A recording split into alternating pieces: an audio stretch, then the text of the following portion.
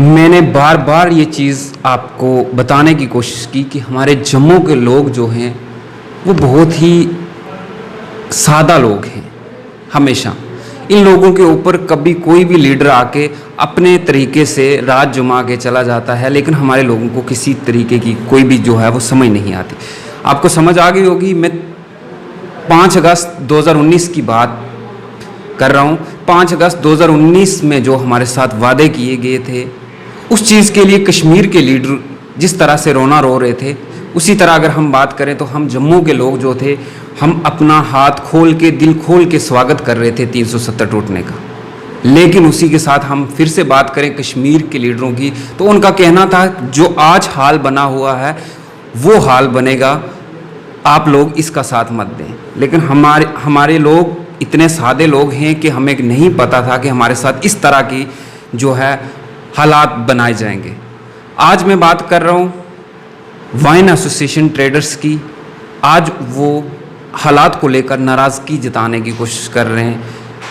आज इस तरह का हाल बन चुका है कि वाइन ट्रेडर एसोसिएशन के लोग जो हैं वो भूखमरी का शिकार होते हुए नज़र आ रहे हैं, उनके बच्चे भूखमरी का शिकार होते हुए नज़र आ रहे हैं। लेकिन वादे जो किए गए थे उन पे कितने जो है वो वफा साबित हुई वो तो आप सब अच्छे से जानते हैं। लेकिन आज हमारे साथ वाइन ट्रेडर एसोसिएशन के मेंबर जो हैं वो बातचीत करने के लिए मौजूद हैं। सर, सबसे पहले स्वागत है आपका। शुक्रिया आपका।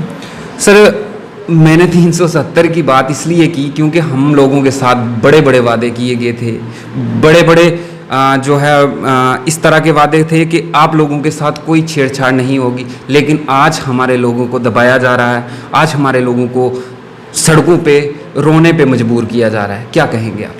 देखिए, जब ये 370 जम्मू कश्मीर के अंदर था तो उस वक्त ये दिल्ली के लोग कहते थे, दिल्ली की सरकारें कहती थी कि हमने 370 तोड़ना इसलिए है कि जो कश्मीर की या कश्मीरियों की जो हेगमनी है जम्मू के ऊपर, इसको हटाना है हमने। और जब 370 टूटा तो जम्मू के तकरीबन सभी लोगों ने बड़ा जश्न मनाया और ये कहा कि हम कश्मीर की जो हेगमनी है, उनकी जो मोनोपोली है, उससे बाहर निकले हैं। लेकिन आज हमें ये समझ आ रहा है कि कश्मीर की हेगमनी से बाहर निकले और बाहर के जो माफिया जो है, बिजनेस माफिया, उसके हेगमनी के अंडर आ गए हैं। हमारा ट्रेड जो जम्मू वाइन ट्रेड जो था, ये 1952 से जम्मू कश्मीर में चल रहा था। हमारे बहुत पुराने लाइसेंसी भी है। जैसे मैं हूँ, मुझे 76 में ये लाइसेंस मिला था अनएम्प्लॉयड होने की वजह से, और उस वक्त हमसे ये एफिडेविट लिया जाता था कि आप ये लाइसेंस लोगे तो दूसरा कोई जॉब, सरकारी जॉब नहीं कर सकते। इवन कि मैं LLB हूँ, मैं प्रैक्टिस भी नहीं कर सकता, वो लाइसेंस नहीं ले सकता।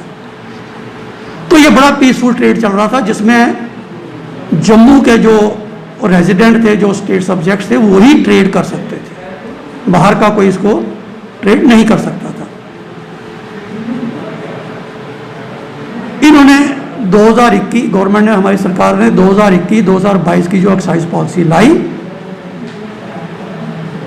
उस वक्त हमने यही कहा था ये पॉलिसी इल कंसीव्ड पॉलिसी है, इस पॉलिसी के अंदर बहुत लैकुना है। ये पॉलिसी ऐसी है जिससे आप बाहर का जो लिकर माफिया है उसको एक विंडो दे रहे हैं, एक रास्ता खोल रहे हैं उसके लिए जम्मू कश्मीर में एंटर करने का। तो उस वक्त सरकार ने हमारी बात नहीं मानी। आज वही हालात सबके सामने आ गए हैं। जैसे माइनिंग ट्रेड था जम्मू कश्मीर के अंदर, जिसको सिर्फ जम्मू के लोग करते थे, कठुआ बेल्ट में कठुआ के लोग करते थे, छोटे छोटे ठेकेदार थे, सांबा में सांबा के करते थे, जम्मू के जम्मू में करते, ऐसे अलग अलग करते थे। लेकिन इन्होंने बाहर का यूपी का माफिया जो पोंटी चड्डा है, उसकी जो फर्म है, उसको इन्होंने पूरे जम्मू कश्मीर का जो माइनिंग का ठेका दे दिया। अब उसका हालत देख लीजिए जो रेत की ट्राली 700 रुपये में आती थी वो आज 3000-4000 के बीच में मिल रही है। और उन्होंने अपनी मन मर्जी के रेट लगा के रखे हैं। उसका नुकसान किसको है? जम्मू के लोगों को है। उसी तरह इरिगेशन के ठेके हुए, सारे ठेके बाहर के लोग ले गए, आगे सबलेट जम्मू वालों को कर रहे हैं या बाहर के लोगों को कर रहे हैं। इसी तरह शराब का जो ये पॉलिसी लाई थी, उसी वक्त हमने कहा था ये पॉलिसी एंटी जम्मू है, क्योंकि ये ट्रेड जो है ये टोटल जम्मू का ट्रेड था। और ये बीजेपी जो हमारी केंद्रीय सरकार जो हिंदू हिंदू करती है, ये प्योर हिंदू ट्रेड था। इसको टोटल तबाह कर दिया। आज 228 में से 160 के करीब लाइसेंस जो है वो यूपी पंजाब के लोगों ने लिए हैं। उस वक्त ही हमने कहा था कि जो आप डोमिसाइल की बात कर रहे हैं, ये कोई भी इसको मिसयूज कर सकता है, और वही यूपी और पंजाब के ठेकेदारों ने किया है। थ्रू प्रॉक्सी वो जम्मू कश्मीर में एंटर कर गए। सर, यही चीज़ मैंने स्टार्टिंग में भी कहा कि उस टाइम कश्मीर के लीडर जो थे वो कहीं ना कहीं ये चीज़ कह रहे थे कि एक आने वाला वक्त जो होगा वो ऐसा होगा जो आज चल रहा है। लेकिन हमारे लोग, मैंने पहले ही कहा कि बहुत सादा लोग हैं, इनके ऊपर कोई भी आके राज करके चला जाता है, लेकिन हमारी आंखें तब खुलती हैं जब हमारे अपने पे आन बीतती है।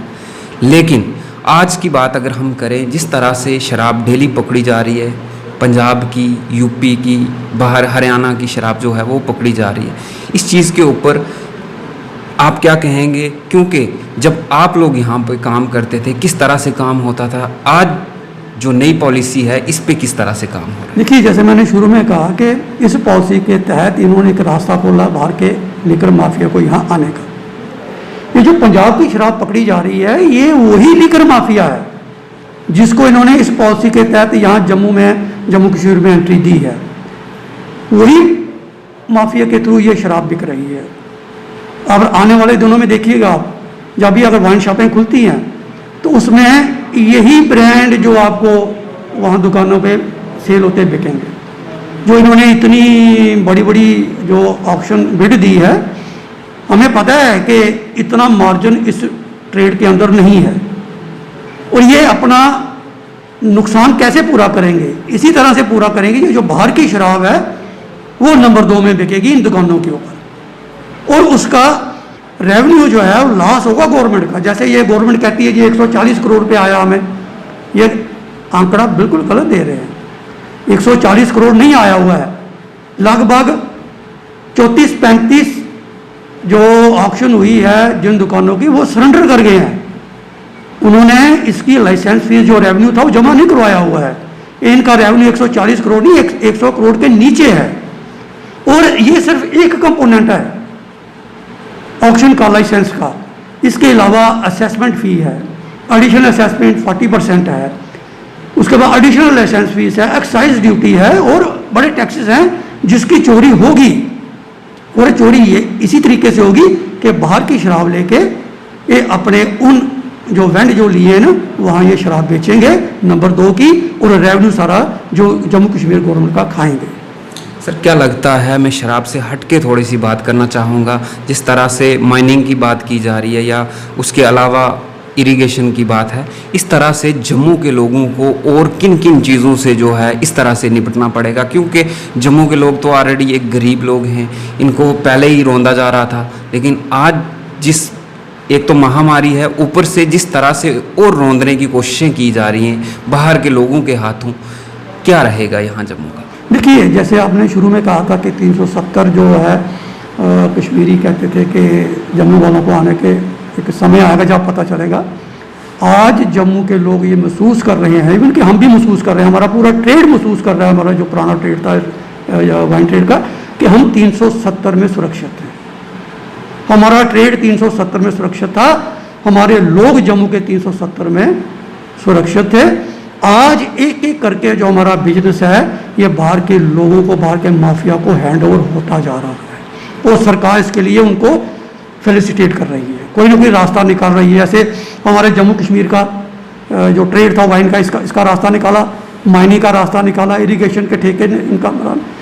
अब हमें सुनने में आया है कि ये जो होल सेल का ट्रेड है एसेंशियल आइटम्स का, जो वेयर हाउस है, इसमें बड़े बड़े वेयर हाउस के लिए भी जगह प्रोवाइड कर रहे हैं। बड़े बड़े जो बिग हाउसेज हैं, बिजनेस हाउसेज बाहर के हैं, उनको जम्मू में लाने के लिए। तो ये देखिए आने वाले दिनों में ये अभी जम्मू के लोगों को कुछ पता नहीं चल, जैसे हमने कहा था कि ये सिर्फ वाइन ट्रेड नहीं है पूरा, ये वाइन लाइसेंस 220 या 22 लाइसेंस नहीं है, पूरा एक ट्रेड है जिसको ख़त्म करने की कोशिश की जा रही है। ये पूरा ट्रेड खत्म के गरीब लोग कहाँ जाएंगे? जिस तरह से आज में शराब जो वाइन एसोसिएशन के लोग हैं या जो भी इसमें कारोबार करने वाले लोग थे, वो कहीं ना कहीं उन जिस तरह से सामने आ रहे हैं, भूखमरी का शिकार उनके बच्चे होते हुए नज़र आ रहे हैं। आखिर आप लोगों का फ्यूचर क्या होगा? आपके बच्चों का फ्यूचर क्या होगा? और खास कर मैं बात करूं तो जम्मू के गरीब आवाम का क्या होना? देखिए, एक शराब के लाइसेंस एक वेंड के साथ 3 या 4 सेल्समैन होते थे जो काम करते थे। हमारा अकाउंटेंट होता था।